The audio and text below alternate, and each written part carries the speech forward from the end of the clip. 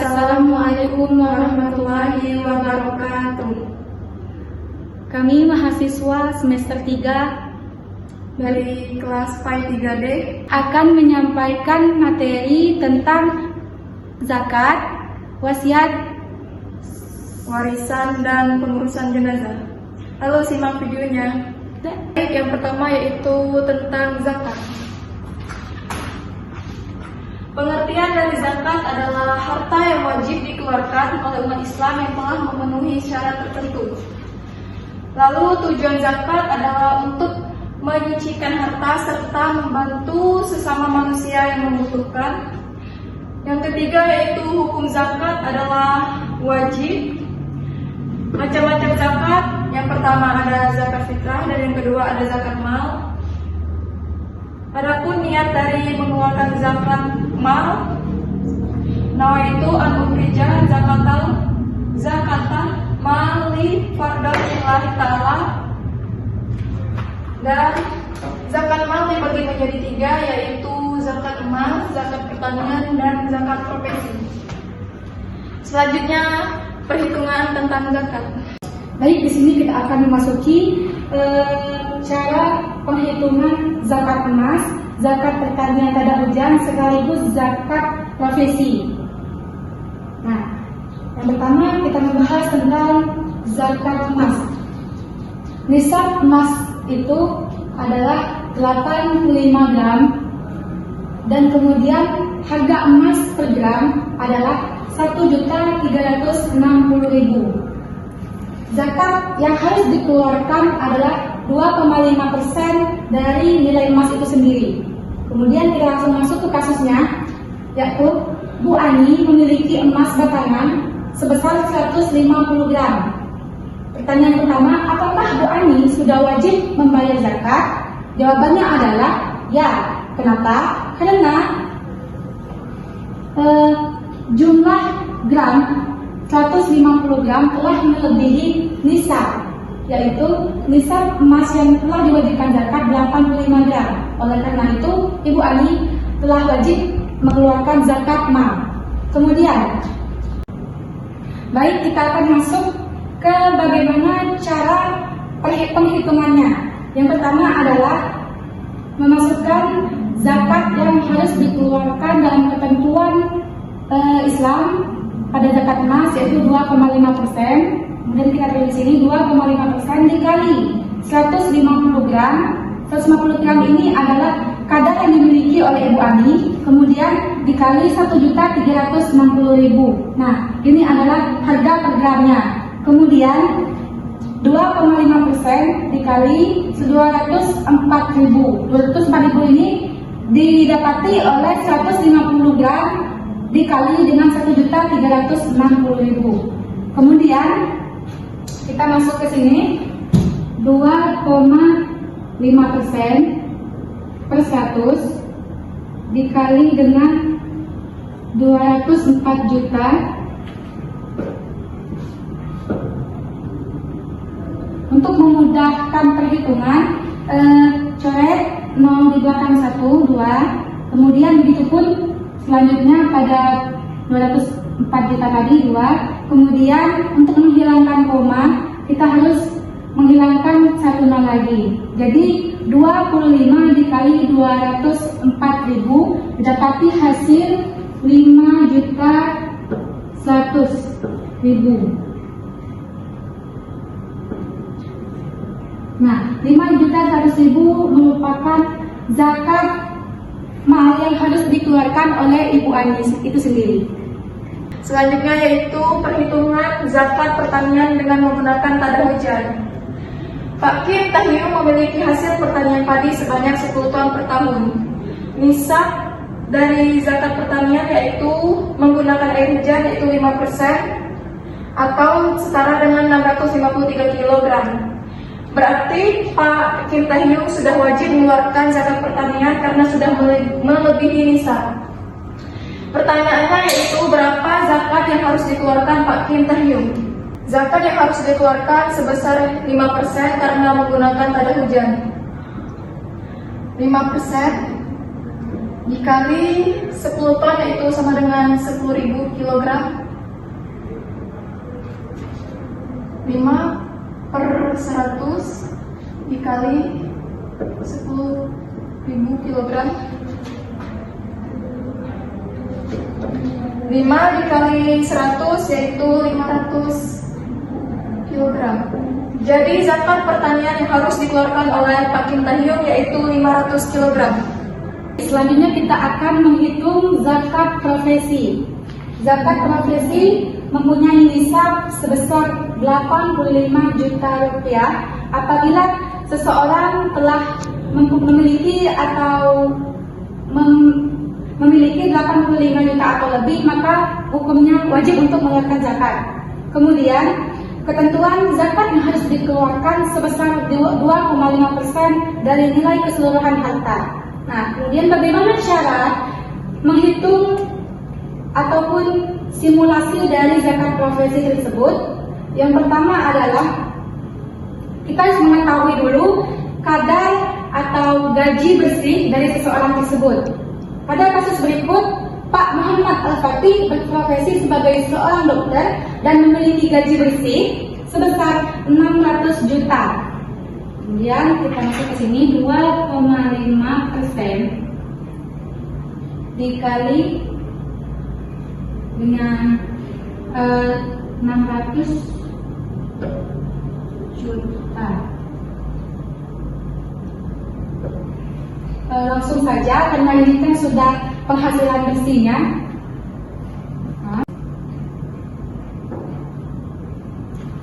2,5 per 100 dikali dengan 600 juta. Kita sederhanakan, hapus 2 nol di belakang 1. Begitu pula pada 600 juta. Kemudian untuk memudahkan hitungan, kita hilangkan koma menjadi 25 dengan mengikut sertakan penghapusan 0 di belakang angka 600 juta tersebut. Jadi langsung di atas saja 25 dikali 600.000 sama dengan, kemudian tinggal kita kalikan saja 25 dikali 600.000 mendapatkan hasil 15 juta rupiah. Jadi setiap 1 tahun Pak Muhammad Al-Fatih harus mengeluarkan zakat mal atau zakat profesinya sebesar 15 juta per tahun. Selanjutnya yaitu materi tentang wasiat dan warisan. Yang pertama yaitu pengertian dari wasiat. Secara etimologi adalah pesan atau janji seseorang kepada orang lain untuk melakukan sesuatu perbuatan, baik ketika orang yang berwasiat masih hidup setelah wafat. Yang kedua yaitu tentang warisan. Secara terminologis, warisan adalah hukum yang mengatur tentang pemindahan hak kepemilikan harta peninggalan tirkah pewaris.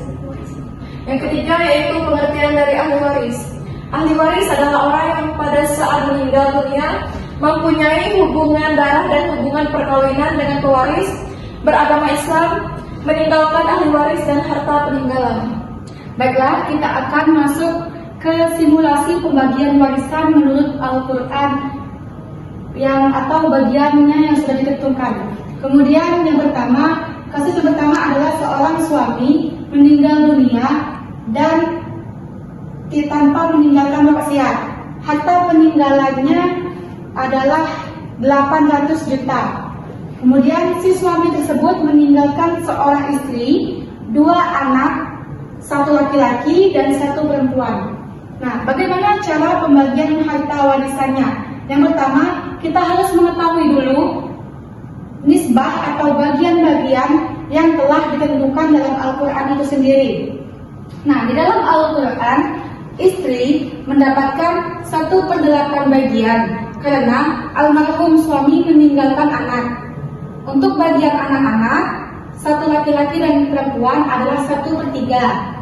Dikarenakan laki-laki memiliki atau mendapatkan 2 kali lebih besar daripada perempuan, yaitu 2/1, maka ketentuannya porsi laki-laki sama dengan 2/3 dari sisa harta, porsi perempuan 1/3 dari sisa harta. Ke cara penghitungannya. Cara penghitungannya adalah 1/8 dikali dengan jumlah atau keseluruhan harta yang dimiliki oleh suami tadi, 800 juta. Didapati hasil 100 juta. Nah, ini adalah bagian ibu.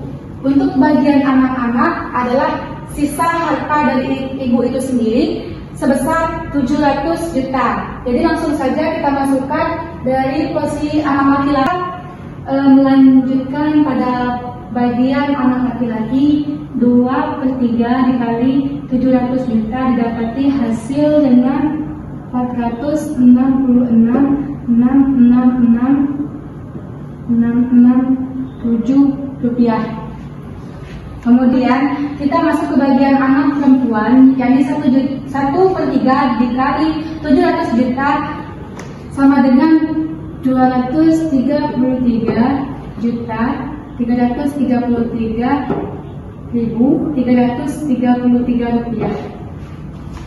Mungkin sekian penjelasan simulasi pembagian warisan menurut Al-Quran dari kami. Apabila ada salah, kami mohon. Baik teman-teman, selanjutnya yaitu ke materi ketiga, yaitu tentang pengurusan jenazah.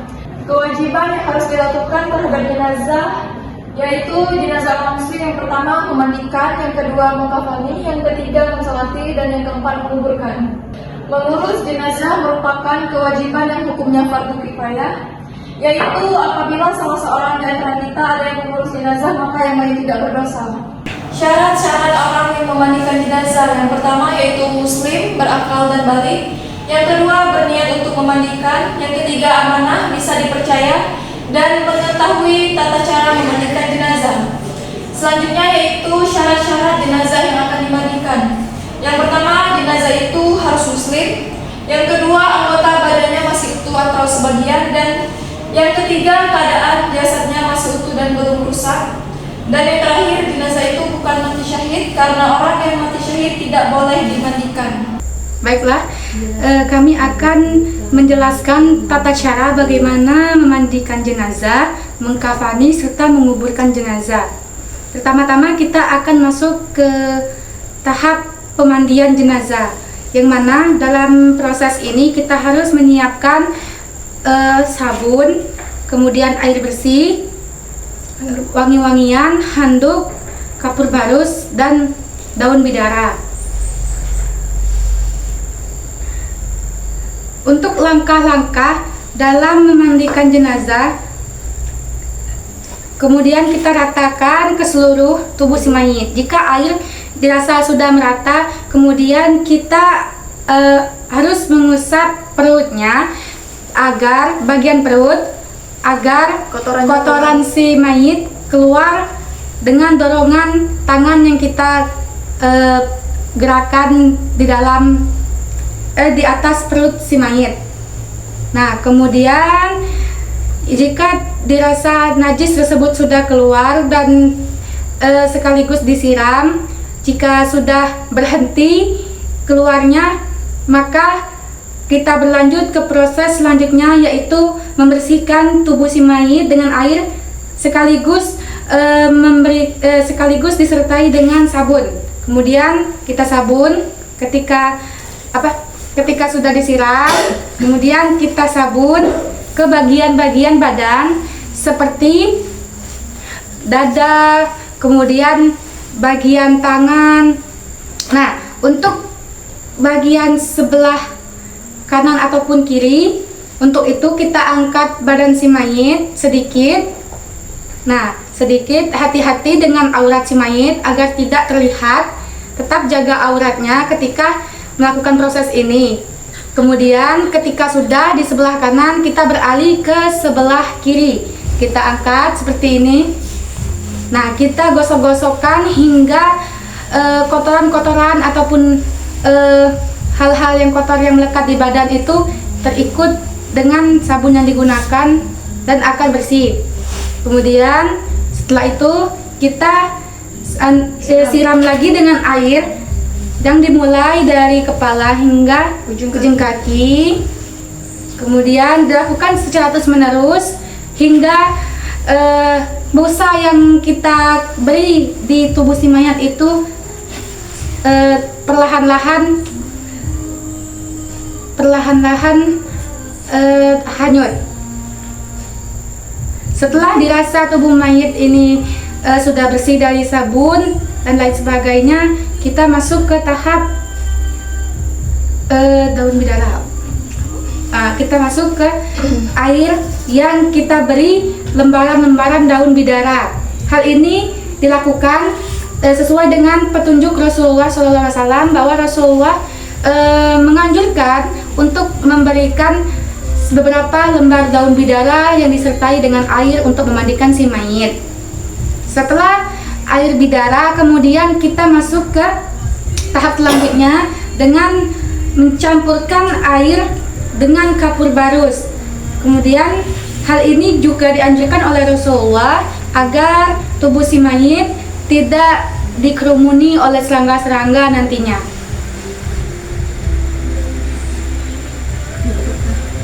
Baik, setelah 3 tahap tadi dilakukan, sekarang prosesnya adalah mewudukan.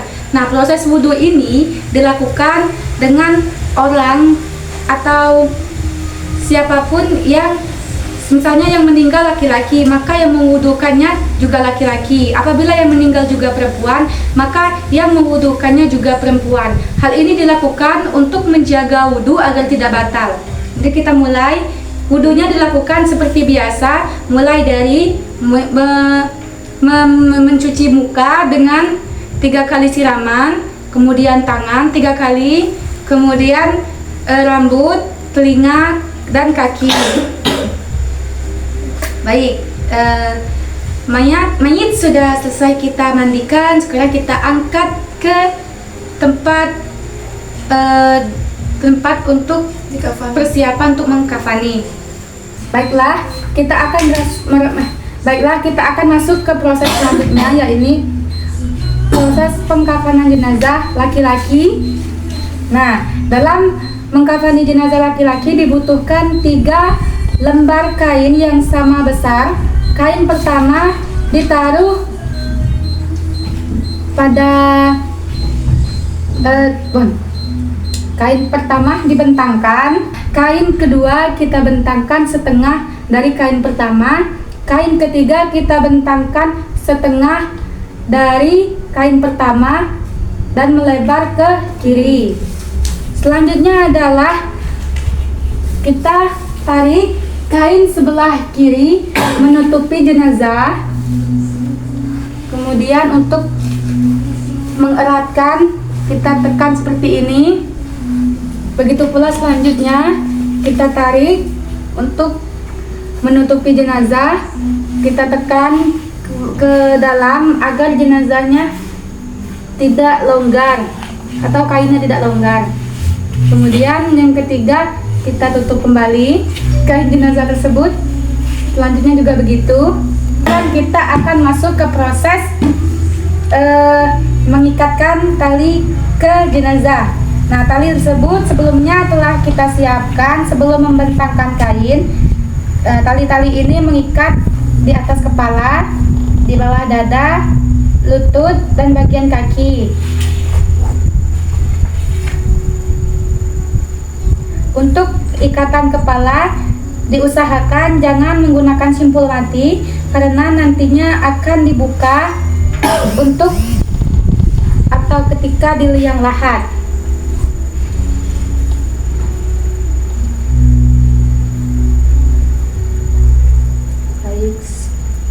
Sudah, jenazah siap untuk disolati. Sekarang kita akan masuk ke proses memasukkan jenazah ke dalam liang lahat. Nah, anggap saja ini sudah berada di liang lahat. Kemudian jenazah kita miringkan ke kanan. Usahakan dengan hati-hati. Posisinya adalah jenazah menghadap kiblat.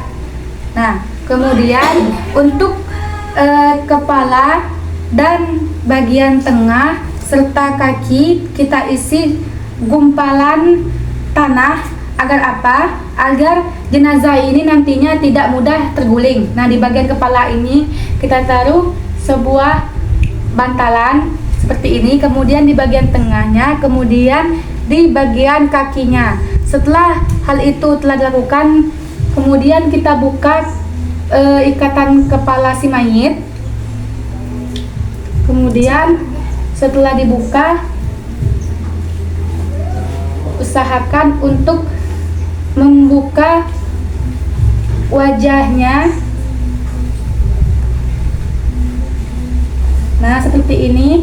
Kemudian kita tempelkan pipinya ke bagian tanah di liang lahat seperti ini. Nah, setelah jenazah telah kita lakukan untuk pembukaan wajahnya serta telah mengganjal dengan beberapa gumpalan tadi, kita menutup liang lahat. Nah, biasanya penutupan ini digunakan kayu ataupun bambu. Apabila lubang yang dibuat menjorok ke dalam, maka peletakan papan ataupun bambu dilakukan secara miring. Misalnya ini adalah sebuah bambu. Nah, diletakkan secara miring seperti ini. Nah, untuk jumlah bambu ataupun papan disesuaikan dengan panjang lubang tersebut dan harus menutupi ke seluruh lubang. Nah, kemudian setelah kita susun bambu-bambu ini ke seluruh bagian lubang yang telah disiapkan tadi, selanjutnya adalah mengazankan ataupun mengiqomahkan. Setelah azan dan iqomah, barulah jenazah ditimbun dengan tanah.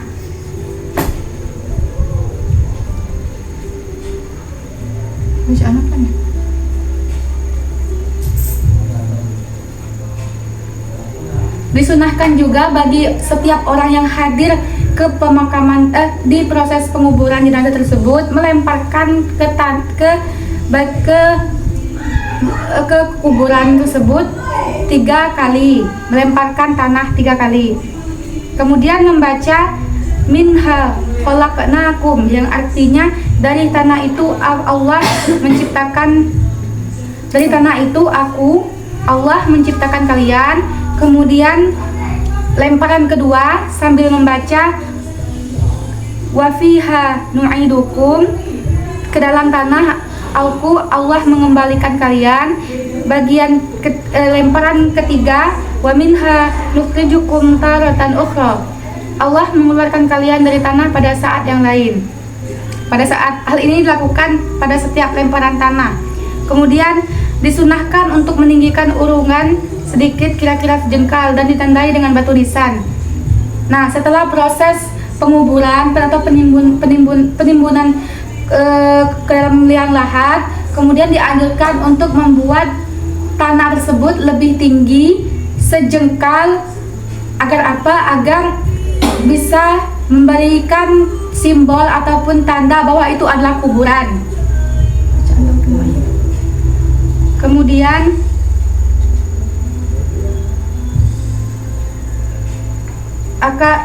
untuk dianjurkan bagi yang hadir untuk berteguh hati kepada Allah Subhanahu wa Ta'ala tatkala menghadapi